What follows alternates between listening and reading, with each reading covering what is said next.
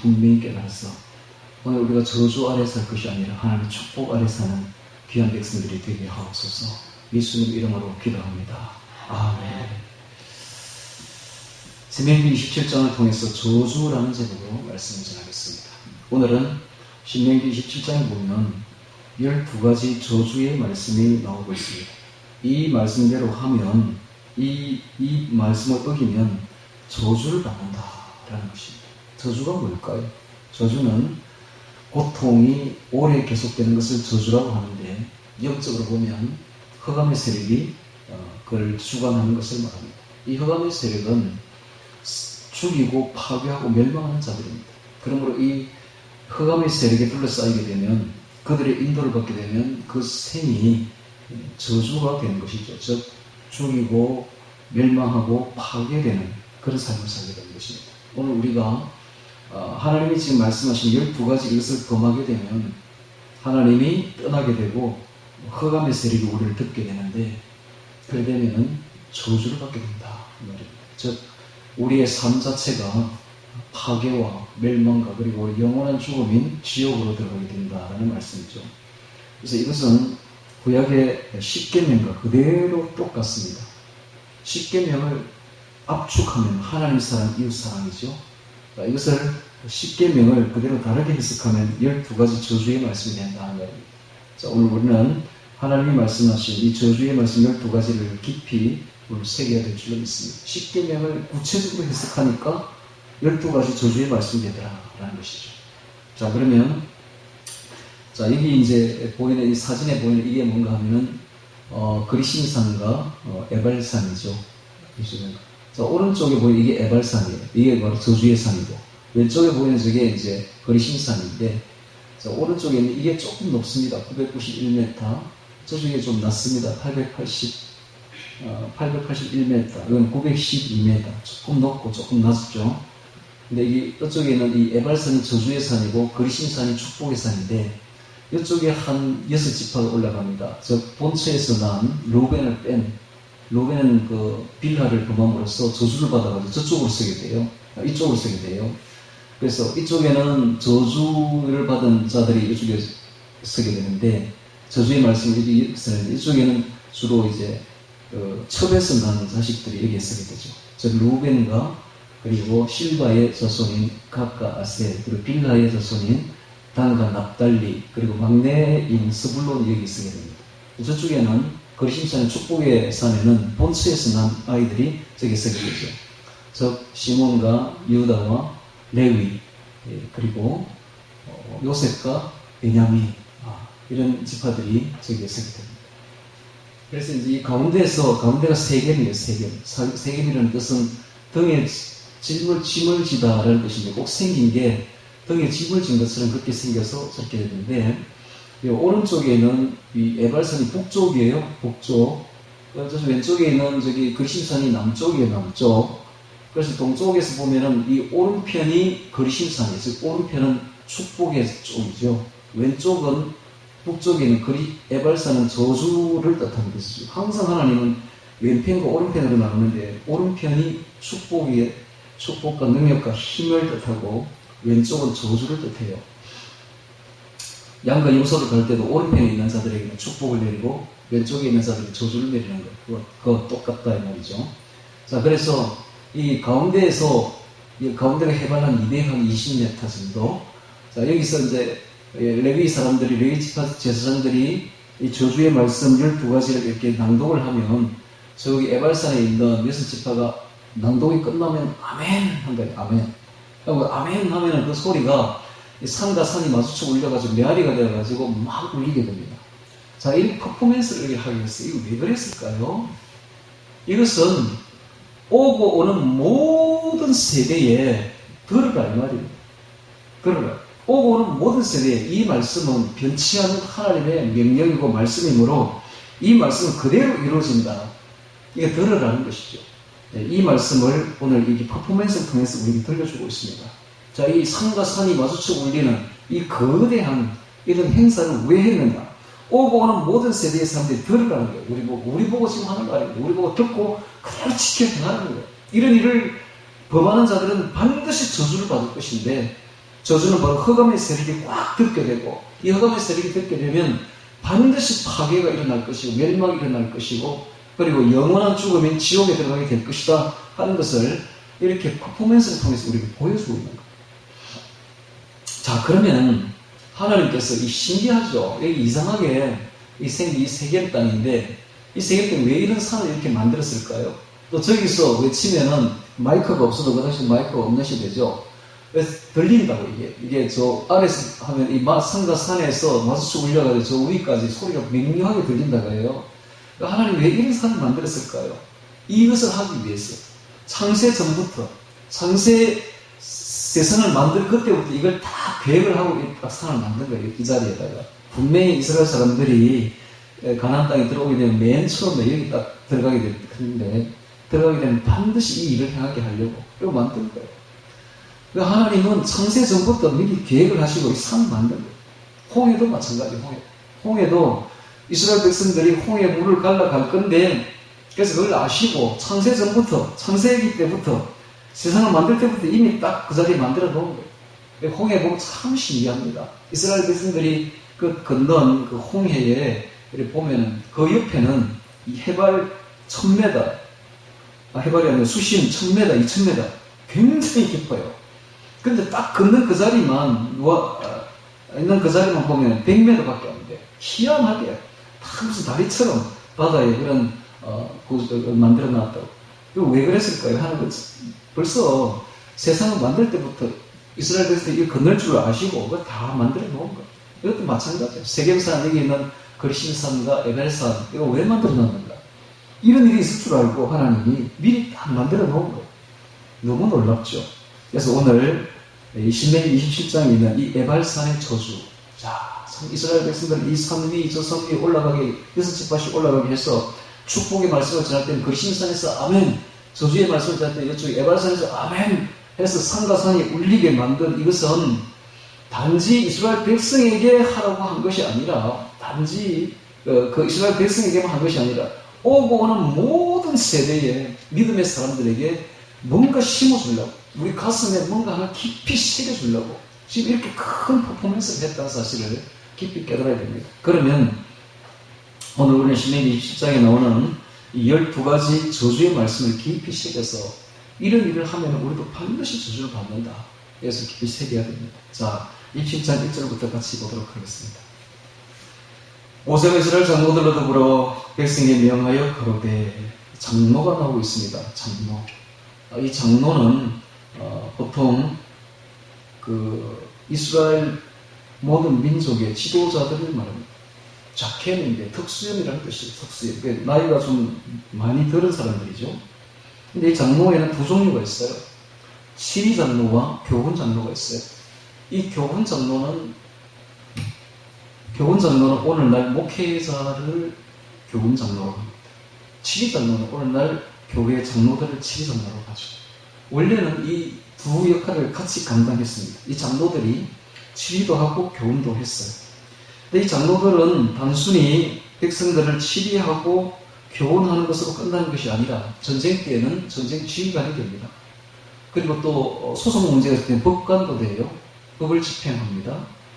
그리고 또 행정에서 또 지도를 해요. 행정 지도자들이 됩니다. 즉 치리자들이 되죠. 그런데 그들에게 지금 이제 건국을 이제 나라를 세웠죠. 지금 이스라엘 백성 이제 건너가게 되면 가나안 땅에 건너가게 되면 이스라엘을 나라를 세우게 되고 건국을 하게 됩니다. 근데 건국을 하는 데 있어서 제일 먼저 뭘 하고 말하느냐 하면 말씀을 가르치라라고 말하고 있어요. 말씀을 가르치라. 이게 너무 중요한 이야기죠. 그래서 우리나라에도 보면, 우리나라도 이제 1948년에 건국이 됐는데, 건국 대통령이 이승만 대통령이 전 세계 초유의 대통령입니다. 이런 분이 없어요. 하나님의 사람으로서 정말 자유민주주의, 그리고 시장경제, 그리고 한미동맹이라는 이 세 가지 틀 위에 건국을 세웠고, 또 그 다음에 하나님 위에, 하나님 나라를 신국, 즉 하나님을 섬기는 나라다 라는 초유의 나라를 세운 거예요. 그런데 이제 이 세우고 난 뒤에 박정희 대통령이 그 그대로 이제 세 가지 자유민주주의 시장경제 한미동맹의 틀을 이어받아가지고 경제 발전을 이룸으로써 나라를 초유의 이제 국가로 만들게 되는데, 그때에 박정희 대통령에게 목회자들이 가서 이런 말을 했어요. 어떻게 하면 나라를 세울 수 있느냐 했더니 목회자들이 새마음 운동 일으켜야 됩니다. 이렇게 말해요. 새마음 운동을. 그러니까는 새마음 운동이라고 하면 좀 종교적인 색채가 있기 때문에 그걸 고쳐가지고 새마을 운동이라고 바꾸었다 그래요. 그렇지만은 그 새마을 운동은 사실은 새마음 운동이었어요. 그래서 그 새마을 운동의 그 노래 가사에 보면 첫 번째로 새벽종이 울렸네, 새아침이 밝았네. 새벽종이 뭐예요? 새벽종이 바로 어디서 울려요? 교회잖아, 교회. 교회에 새벽종이 울리잖아요. 그러니까 그것만 봐도 새마음 운동이라는 걸 알 수가 있죠.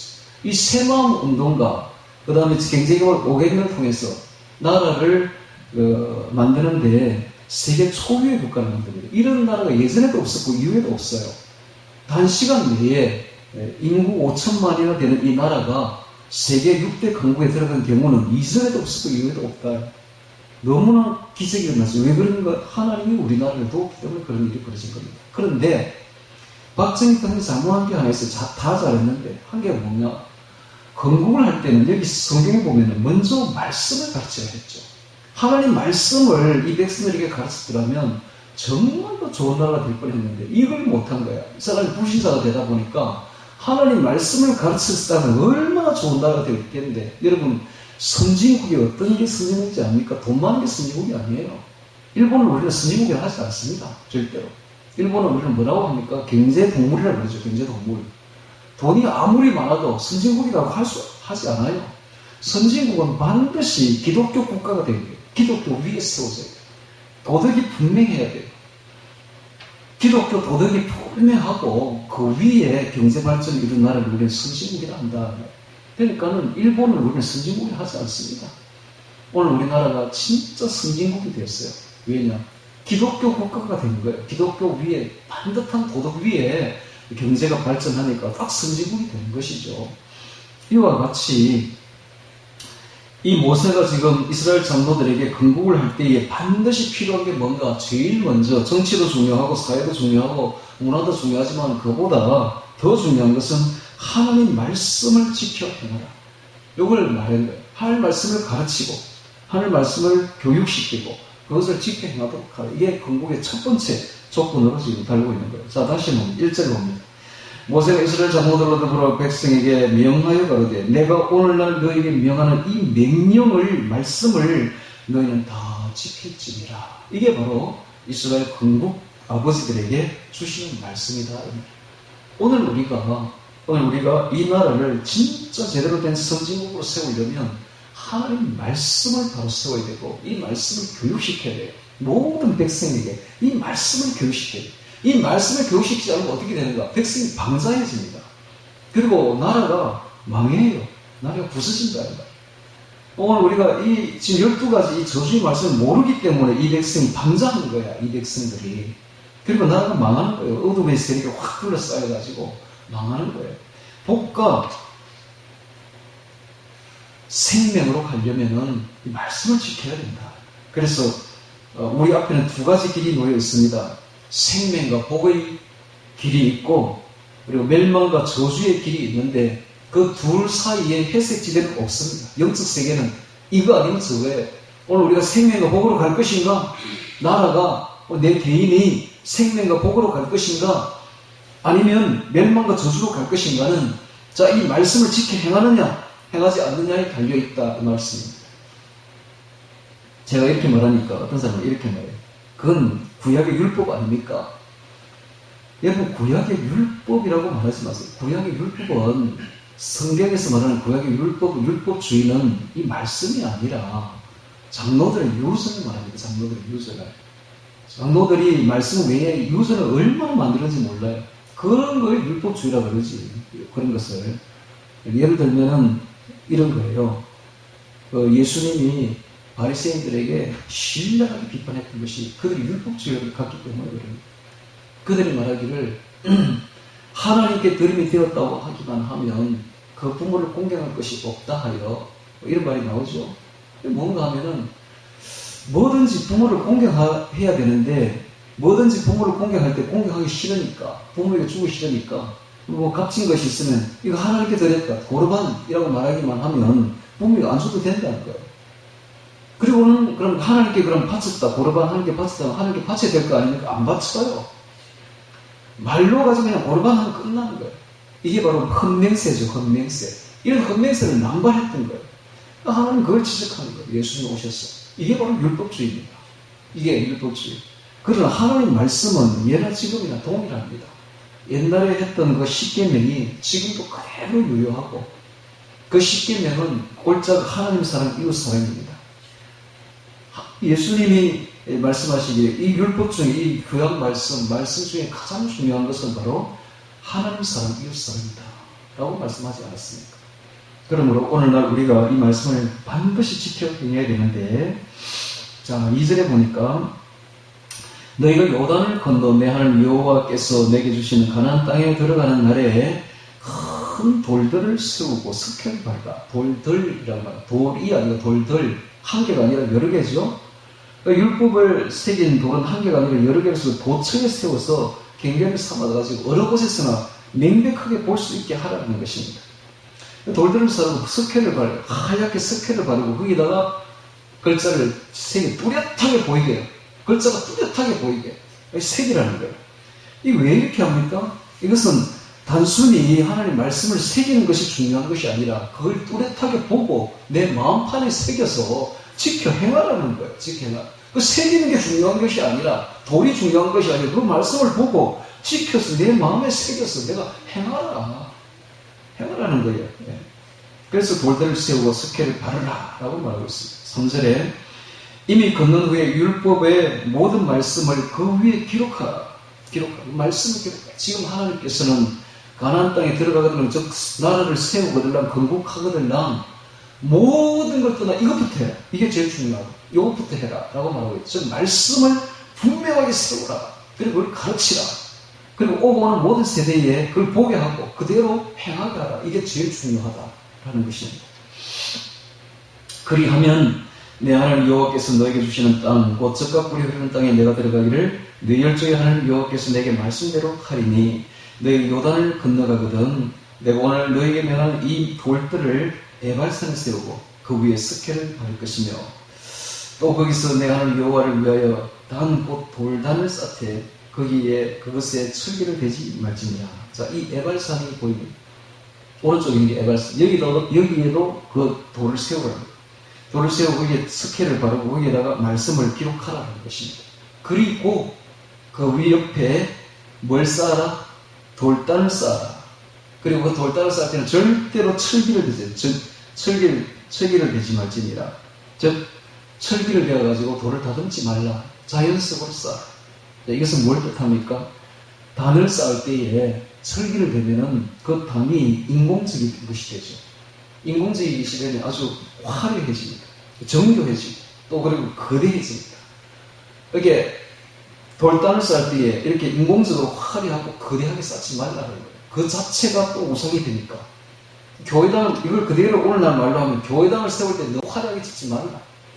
너무 화려하게 거대하게 짓지 말라. 그 자체가 우상숭배가 된다. 그냥 교회는 그냥 말씀만 전하는 곳이면 돼요. 말씀 전하고 예배 드리는 곳이면 되고 기도하는 공간만 있으면 돼. 천막을 쳐도 괜찮아. 공간만 있으면 되고 모임이 중요한 것이지 그 건물이 중요한 것이 아니다라는 것입니다. 그래서 이 철기를 대지 말지니라 라고 말하고 있습니다. 자, 하나님께서 지금 말씀도 지켜 행할 뿐만 아니라 그 옆에 제단을 쌓아라. 제단을 쌓아라는 것은 거기에 하나님께 제사를 지내라는 것입니다. 이 제사는 두 종류가 있죠. 저기 여기 보면은 화목제가 나오고 번제가 나오고 있습니다. 번제는 양을 태워서 하나님께 올려드리는 건데 예수님의 십자가 희생과 헌신을 말합니다. 헌신과 희생이죠. 화목제는 예수님의 십자가 헌신과 희생으로 우리가 구원받아서 하나님과 원수되었던 우리가 이제 화목하게 된 것을 기뻐하고 즐거워하는 것이죠. 자, 오늘 이것은 무엇을 뜻합니까? 오늘 우리가 이 옆에 있는 그 돌 비에 쓴 말씀은 말씀을 뜻하죠. 말씀. 이 말씀을 지켜 행하려면 돌담을 쌓아야 된다 이 말입니다. 돌담을 쌓아야만이 말씀을 지켜 행할 수가 있다. 이게 뭐예요? 돌담이 뭐예요? 예수님의 사랑이죠. 예수님의 사랑, 희생과 사랑. 오늘 우리가 말씀을 지키려면 예수님을 사랑하는 마음이 있어야 지켜진다 이 말입니다. 예수님을 사랑하는 마음이 없다면 지켜지지 않는다는 거예요. 오늘 우리가 말씀을 지켜 행하려면 하나님을 사랑할 때에 지켜진다라는 거예요. 하나님을 사랑할 때, 하나님을 진실로 사랑할 때, 하나님이 얼마나 나를 위해서 희생해 주었고 얼마나 나를 위해 피를 흘려 주었고, 여러분 참 이런 생각하면 참 놀랍습니다. 창조주 전능하신 신이, 하나님이 우리 인간을 구원하시려고 인간의 몸을 입고 와서 대신 죽어주셨다? 말이 됩니까 여러분? 그 자체가 말이 되는 이야기예요. 얼마나 우리를 사랑했으면 신이, 하나님이 인간의 몸을 입고 와서 그 입고 온 것만 해도 참 너무나 놀라운 일인데 또 우리를 위해서 죽어주셨다. 야, 그리고 우리를 구원해주셨다. 너무너무 놀라운 사랑이에요. 그리고 우리 개인을 한 사람 한 사람씩 불러가지고 구원해주신 거예요. 이 사랑을 기억한다면 정말 백골난만이죠. 네. 우리가 죽어서 100번 죽어도 이 은혜는 잊지 못하는 겁니다. 정말 우리가 목숨을 다 바쳐도 절대로 이 은혜는 갚지 못하는 거예요. 엄청난 은혜를 받은 거예요. 그러면 우리가 이런 은혜를 받고 하나님을 진짜 사랑한다면 하나님의 말씀을 능히 지킬 수가 있는 겁니다. 여러분, 말씀을 지킨다는 것은 생명을 내걸어야 돼요. 목숨을 바쳐야 돼요. 그렇지 않으면 절대로 이 말씀 지킬 수가 없어요. 목숨을 바친 만큼 하나님을 사랑할 때, 예수님을 사랑할 때, 비로소 그때 우리가 말씀도 능히 지킬 수 있는 겁니다. 왜? 이런 거랑 똑같아요. 남녀가 결혼하는데, 좀 있으면 우리 딸도 이제 결혼하는데, 이 결혼하는 조건이 뭐냐 하면은 남자가, 여자도 마찬가지겠지만 특히 남자가 자기 아내를 어느 정도 사랑해야 되느냐, 죽을 자기 목숨을 바칠 만큼 사랑해야 됩니다. 그렇지 않으면 결혼을 할 수 없어요. 결혼 안 돼요. 자기 목숨을 바칠 만큼 사랑한다면 그 아내를 위해서 못할 게 없어요. 그리고 양보도 못할 양보가 없다. 전부 다 양보해 줄 수 있다. 그러면 가정이 화목해집니다. 그러면 그게 뭡니까? 결혼은 뭐예요? 자아의 죽음이에요. 결혼은 두 사람이 남자, 여자 극과 극이 만나죠. 플러스 마이너스 극과 극이 완전히 극이죠. 극과 극이 만나가지고 하나가 되는, 한 사람이 되는데, 한 몸이 되는데, 그러려면은 어떻게 둘이 하나가 될 수가 있습니까? 절대로 안 되지. 그것도 성격도 틀리고 전부 다 틀리는데, 가치관도 틀린데 어떻게 두 사람이 극과 극이 어떻게 하나가 될 수 있습니까? 이건 놀라운 신비예요.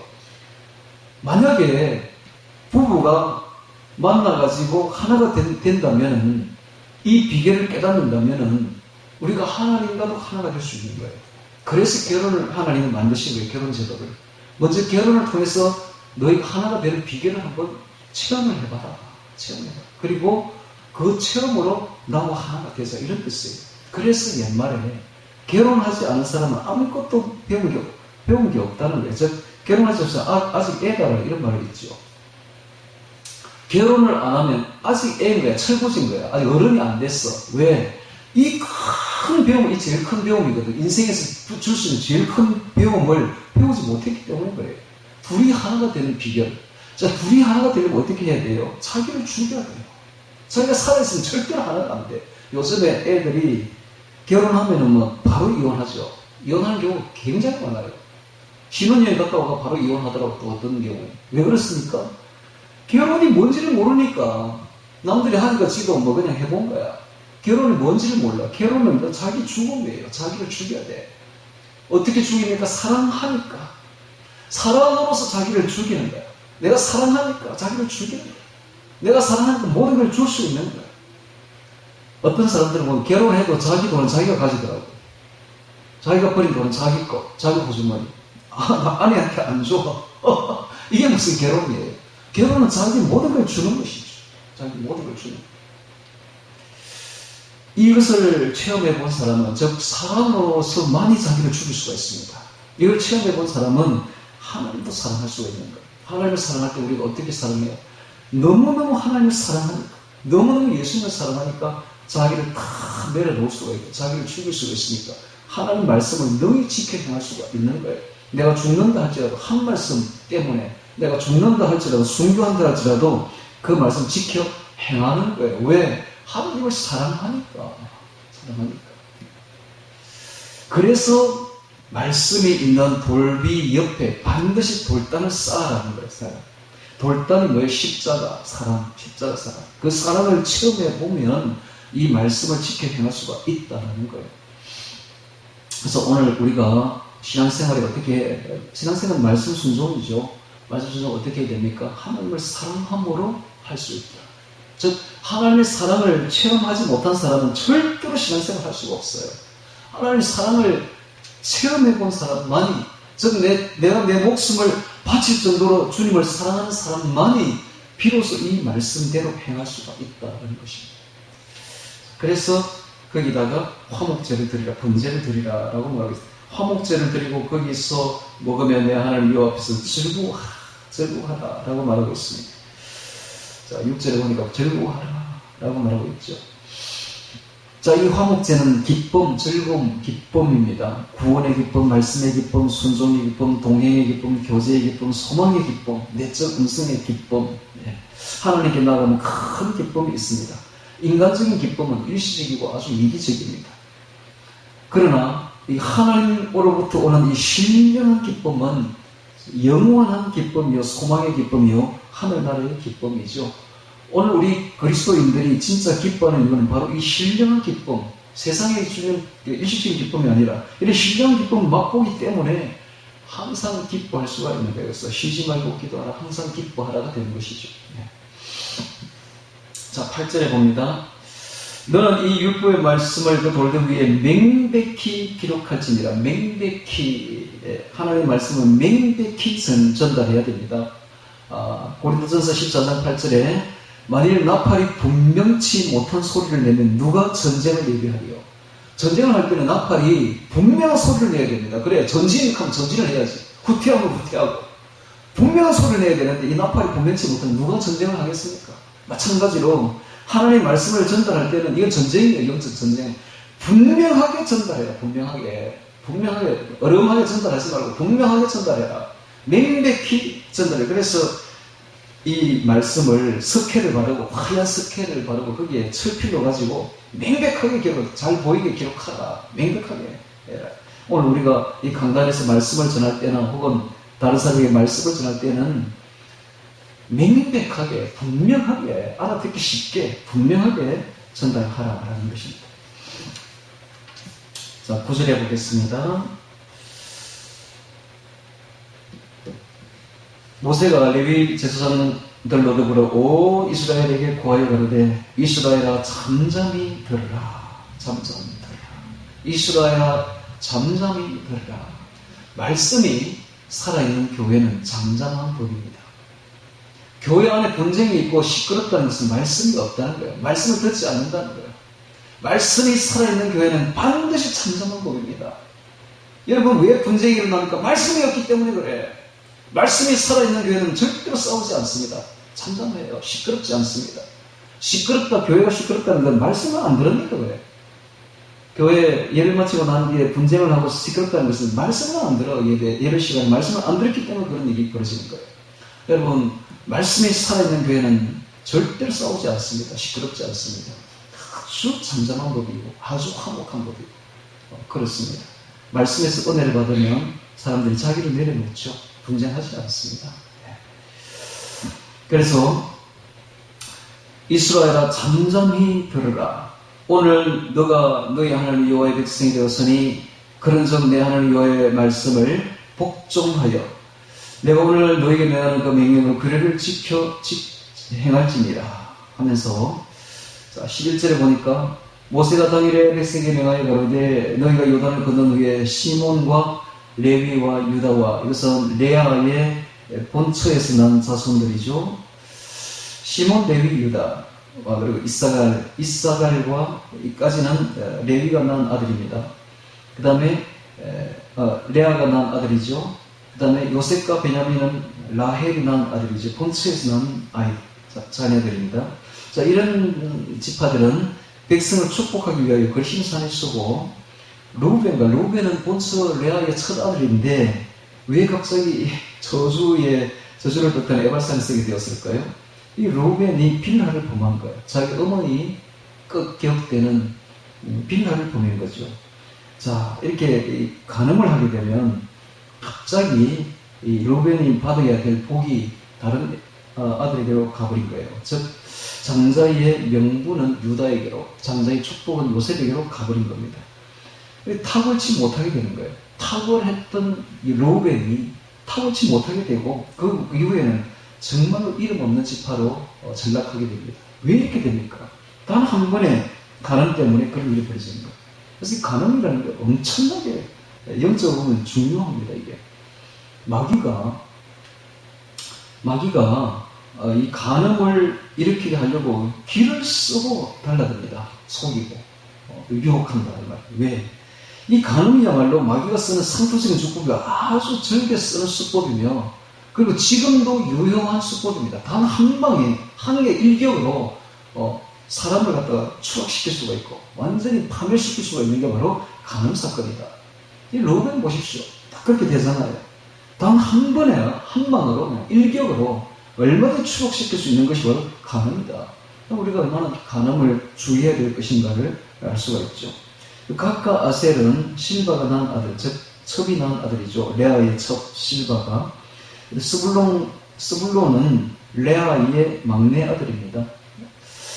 단과 납달리는 그 라헬의 시녀였던 빌하가 낳은 아들이 바로 단가입니다. 그래서 주로 이 첩에서 난 자녀들이 이쪽 에발산에 쓰게 되죠. 저주하기 위하여 에발산에 쓰고, 레위사는 큰 소리로 이스라엘 모든 사람에게 말하여 이르기를, 첫 번째, 자 이제부터 12가지 저주의 말씀이 떨어지게 됩니다.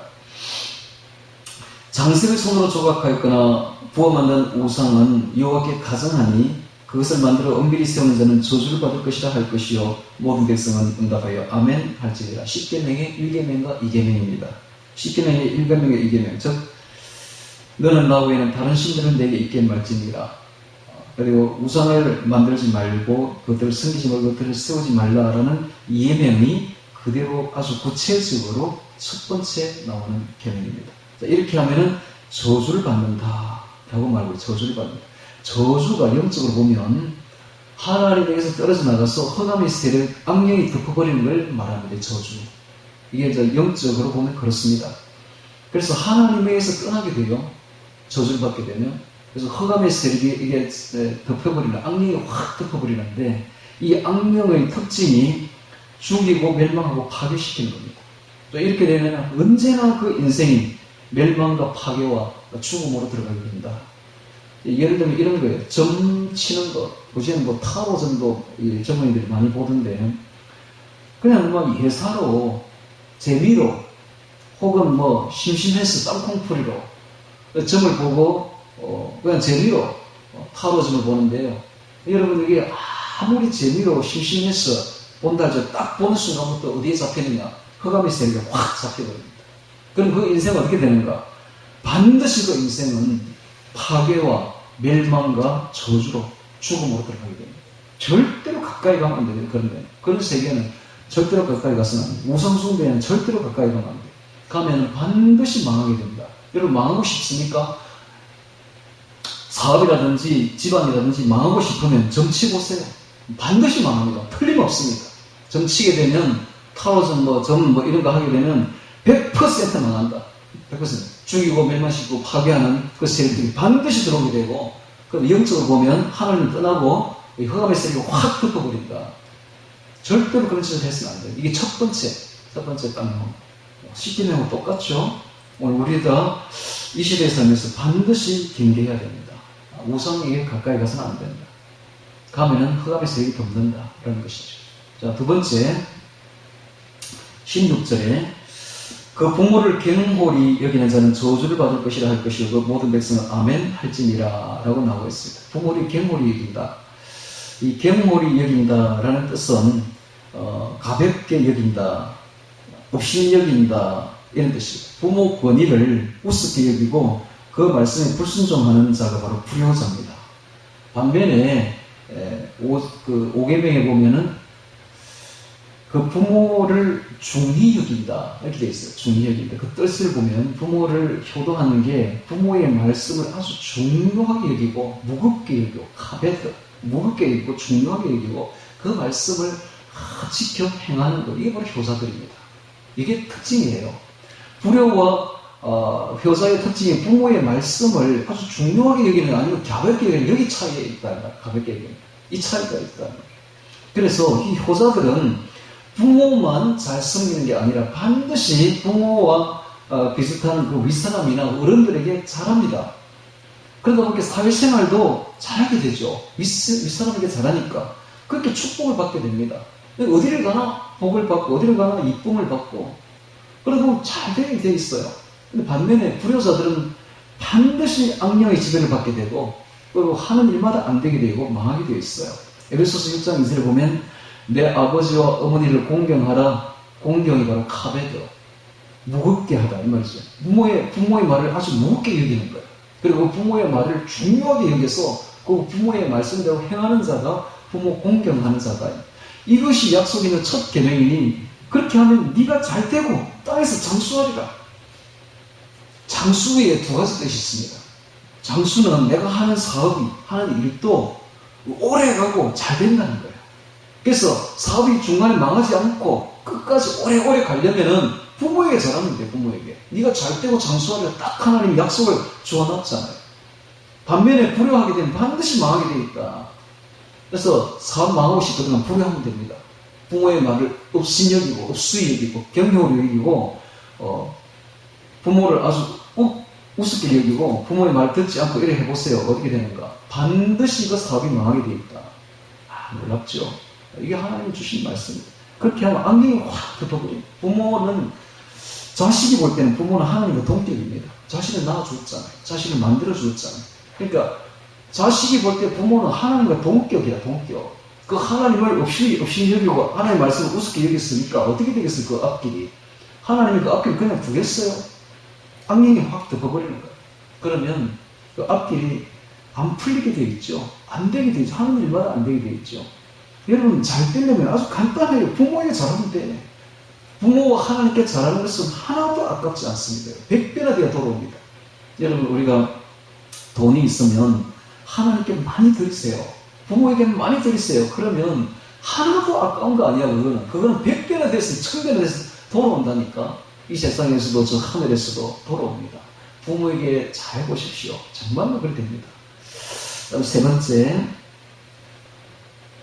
자 17절에 보니까 그 이웃의 지게표를 옮기는 자는 저주를 받을 것이라 할 것이요 모든 백성은 아멘 할지니라. 지게표는 땅의 경계표죠. 땅의 경계표인데 이것을 옮기게 된다는 것은 타인의 소유권을 침해하고 도적질하는 행위죠. 즉 8계명과 10계명을 어기는 행위인 것입니다. 자, 지게표를 옮기게 되면 경계 말뚝을 옮기는 건데 재산권 침탈 행위죠. 명백한 도적질입니다. 세상 법정에서도 이 도적질만큼은 큰 죄로 인정합니다. 그리고 확실한 죄로 인정하죠. 자, 이렇게 되면 어떻게 되는가? 이 악령에게 쌓이게 된다. 도적질을 하게 되면, 남의 물건을 도적질하게 되면 악령에게 쌓이게 되고 영적 흑암에 쌓이게 될 것이고 저주를 받게 될 것이다. 하나님도 경고하고 세 번째 나옵니다. 아주 높습니다. 경고하고 있습니다. 절대로 우리가 다른 사람을 손해보게 해서는 안 돼요. 다른 사람의 물건을 훔쳐서도 안 되고 손해보게 해서도 안 됩니다. 항상 우리가 다른 사람에게 이익을 주고 줄 수 있고 다른 사람을 잘해줘야 되고 그렇죠? 다른 사람 물건을 훔치려 하고 그걸 하면 안 돼요. 그러면은 저주를 받게 된다. 이것은 뭐 세상 법정에서도 그거는 명백한 죄로 인정하잖아요. 여러분 세상 법정에서 뭐만 따집니까? 돈 얼마나 받았냐면 그것만 따지잖아요. 돈 얼마 받았어? 이것만 따지잖아요. 받았으면 죄로 다 인정하죠. 네. 그만큼 세상 법정에서도 남의 돈을 갈취하는 것은 굉장히 큰 죄로 여긴다. 이것은 우리 하나님도 마찬가지다. 마찬가지다. 그런데 오늘날 기독교인들 보면 이게 잘 안 돼요. 율법을 좀 알아야 되는데 이런 걸 모르니까. 자, 네 번째 보겠습니다. 네 번째 18절에 소경으로 길을 읽게 하는 자는 저주를 받을 것이라 할 것이요 모든 백성은 아멘 할지니라. 약자를 괴롭히는 걸 말하죠. 약자를 괴롭히는 것. 저 소경뿐만 아니죠. 예. 밑에 있는 좀 힘없는 사람들을 괴롭게 하는 것도 마찬가지죠. 그러니까 권세 있다고 권세 다 부리는 게 절대 아닙니다. 권세는 하나님 주신 건데 그 권세 있다고 권세 다 부리면 안 돼요.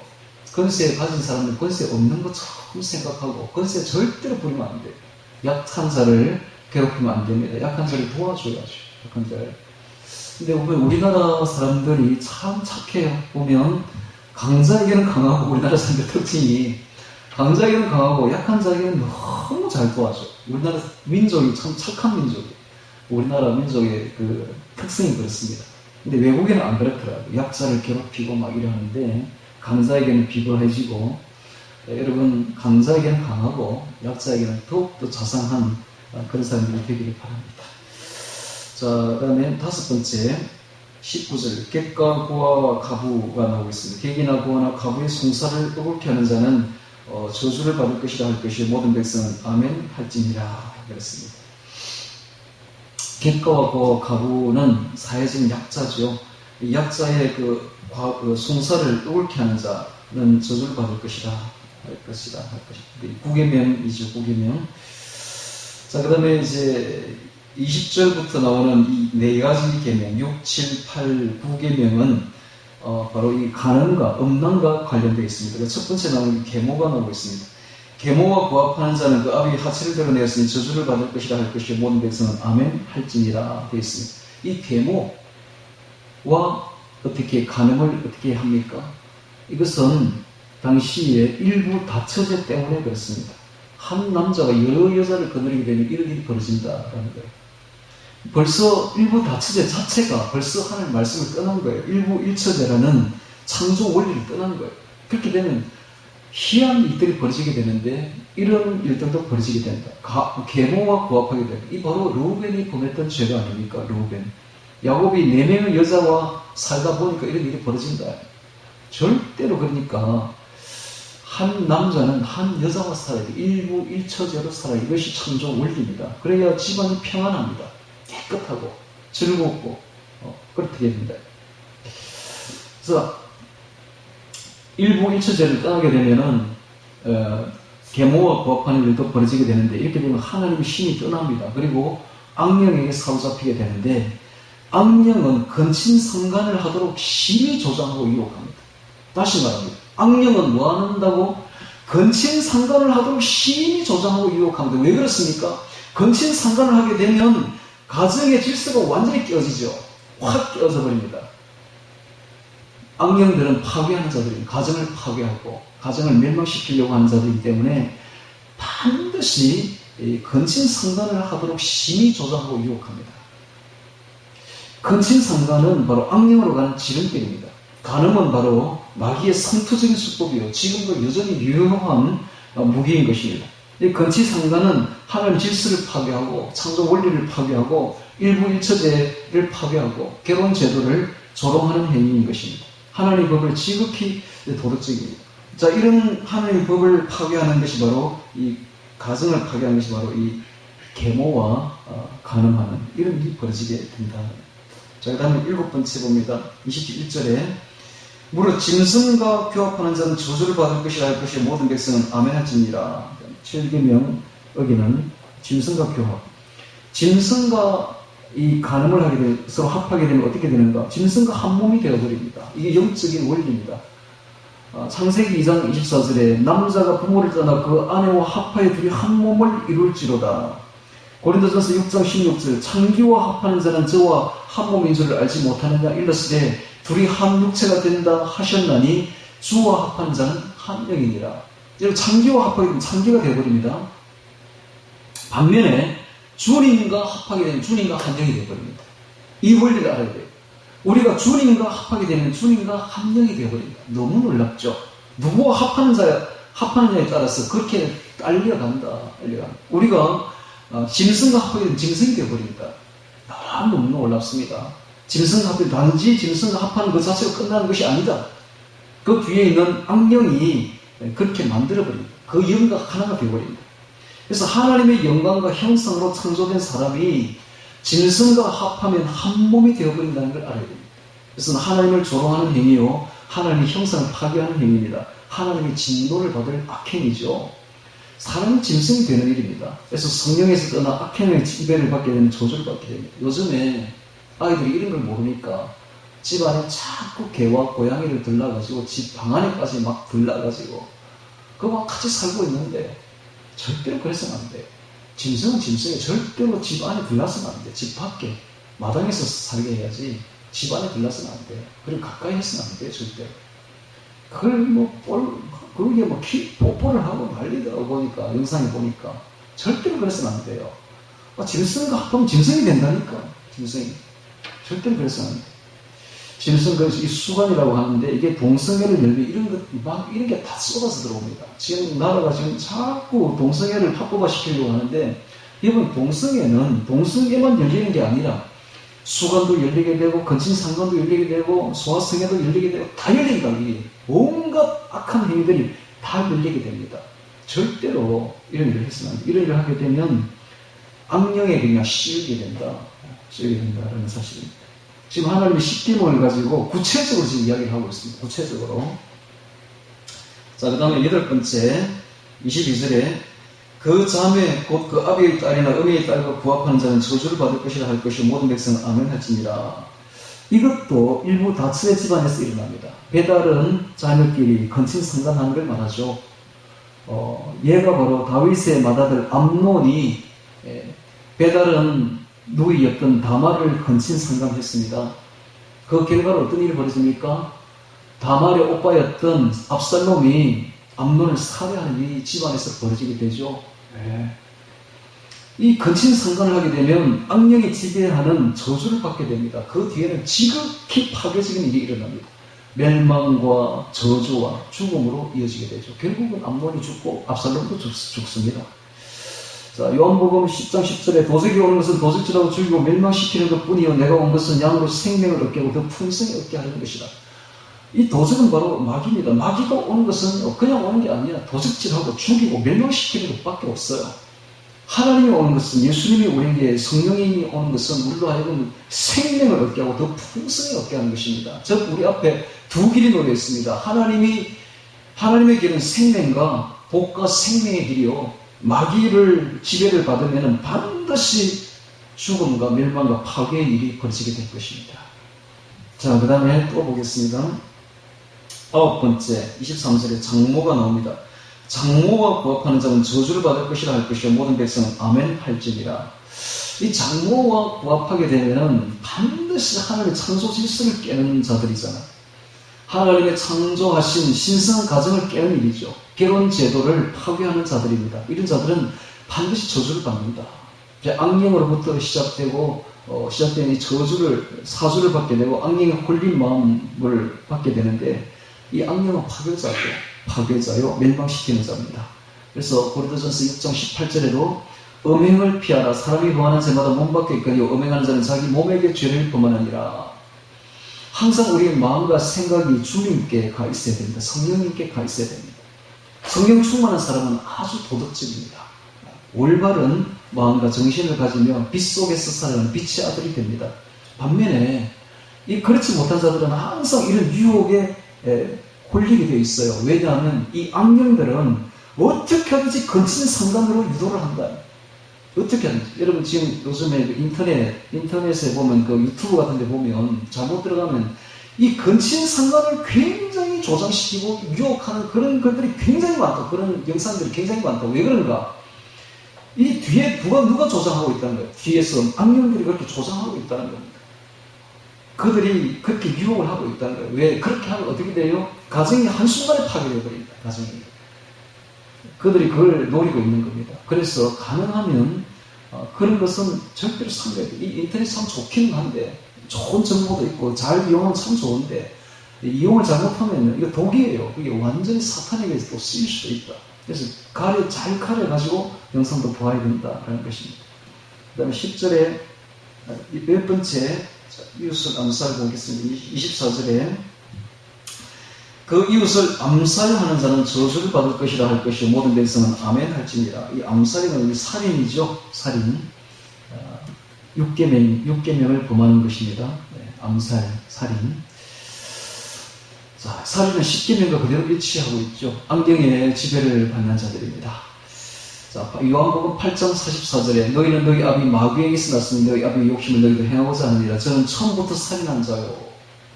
살인은 그냥 일어나는 게 아니에요. 사람은 하나님의 형상입니다. 사람을 죽이는 일은 곧 하나님의 형상을 파괴하는 일이죠. 절대로 그러니까 살인은 본 마음으로 할 수가 없는 거예요. 하나님을 어떻게 파괴합니까? 하나님의 형상을 파괴할 수는 없는 거예요. 본 마음으로 할 수 없는 일이에요. 영적으로는 뒤에 마귀가 사주한 것입니다. 살인은 영적으로 뒤에 마귀가 사주하고 있는 거예요. 그게 딱 성경에 나오잖아요. 저는 처음부터 살인한 자예요. 근데 가인이 아벨을 죽일 때 자기 본 마음으로 한 게 아니에요. 그 뒤에 마귀가 사주를 한 거예요. 딱 나오잖아요. 저는 처음부터 살인한 자예요. 진리가 그 속에 없으면 진리를 말하지 못하고 거짓으로 말하는 게 이는 저가 거짓말장의 거짓 아비가 되었습니다. 그 거짓말장의 살인자가 바로 마귀라고 지금 성경이 밝혀주고 있잖아요. 그러니까 이 살인은 바로 마귀가 한 짓이다. 마귀에게 지배당하는 일이다 라는 거예요. 근데 오늘날 보면은 이 살인이 우발적인 살인이 아니라 아주 계획적으로 계획을 세워가지고 살인하는 경우는 굉장히 많은데 이것은 사이코죠. 이것은 완전히 마귀에게 지배당한 자들입니다. 자, 그렇게 되면 그 인생이 어떻게 되겠어요? 마귀에게 지배를 당하게 되면 반드시 멸망하죠. 멸망하고 파괴되고 그리고 영원한 죽음으로 들어가게 됩니다. 그 다음 마지막으로 11번째 25절에 무죄자를 죽이려고 뇌물을 받는 자는 저주를 받을 것이라 할 것이요 모든 백성은 아멘 할지니라. 무죄자를 죽이려고 뇌물을 받는 자 6계명 살인하지 말지니라 계명 어겼죠. 8계명 도둑질하지 말라 계명 어겼죠. 9계명 거짓 증거하지 말라 계명 어겼죠. 10계명 탐내지 말라는 계명이죠. 6, 8, 9, 10계명을 어긴 게 바로 이런 겁니다. 무죄자를 죽이려고 뇌물을 받는 자는 저주를 받을 것이라 할 것이요 모든 백성은 아멘 할지니라. 하나님 이렇게 구체적으로 말씀하고 있습니다. 자, 뇌물을 무죄자를 죽이려고 무죄한 사람을 죽이려고 뇌물을 받는 자는 하나님의 공의를 실현하는데 아주 장애가 되죠. 하나님의 공의를 실현하지 못하게 하는 죄입니다. 자, 마지막으로 12번째 이 율법의 모든 말씀을 실행치 아니하는 자는 저주를 받을 것이라 할 것이요 모든 백성은 아멘 할지니라. 하나님의 말씀은 반드시 순종해야 됩니다. 자, 악령의 지배를 받게 되면 그 결과는 심히 파괴적이고 죽음과 멸망으로 들어가게 됩니다. 그러므로 늘 말씀과 기도에 그리고 성령으로 충만해야 됩니다. 그리스도인들은 지극히 도덕적이어야 되고 또 가정을 가장 중요하게 여겨야 됩니다. 가정이 얼마나 중요하지만 가정은 하나님이 창조해 주신 거예요. 하나님이 만들어 주신 거기 때문에 가정을 파괴하지 않도록 주의해야 됩니다. 지금 여기 오늘 말씀을 보면 지극히 가정이 중요하며 가정을 파괴하는 죄가 얼마나 큰 죄인가를 말해주고 있습니다. 그래서 히브리서 13장 4절 보면 모든 사람은 혼인을 귀하게 여기고 침소를 더럽히지 않게 하라. 음행하는 자들과 간음하는 자들을 하나님이 심판하시리라. 여러분 이 가정을 파괴하는 게 음행이요 간음입니다. 음행과 간음을 극히 주의하라. 극히 주의해서 침소를 더럽히지 않게 하고 이 혼인을 귀하게 여기고 가정을 잘 지키라 라고 말합니다. 오늘 우리는 주신 가정에 감사해야 됩니다. 주신 아내에게, 주신 남편에게 감사해야 되며 먹을 것과 입을 것이 있으면 족한 줄 알아야 됩니다. 범사에 감사해야 되고 항상 주님과 동행하고 성령으로 충만하여 영육간에 축복을 받는 삶이 되기를 주의 이름으로 축원합니다. 자, 오늘 말씀 기억하며 기도드리도록 하겠습니다.